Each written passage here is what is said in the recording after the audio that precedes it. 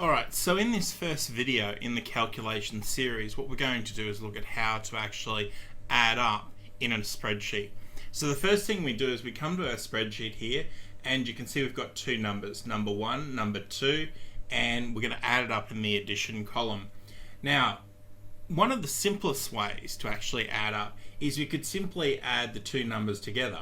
So because it's a formula, we first click in the cell and we type in equals, and we could just simply go 3 plus 2. Hit enter, and you can see it comes up with the total, which is 5. Now that works fine. However, that's not the way we actually do it. The reason for that is if we actually change one of the numbers in the cell, so let's say we change the number in number 2 column, and we change that to 4, and we press enter, what you will notice is in the addition column it doesn't add up. So what we would then have to do is go and change that formula as well, and that defeats the whole point of using Microsoft Excel. So what we actually do in this case is we actually use the cell addresses. So in this case here, we're in column B, row 4, and at the intersection point that is B4. So we would use the cell address B4 and in the next cell over C4 to actually do the addition.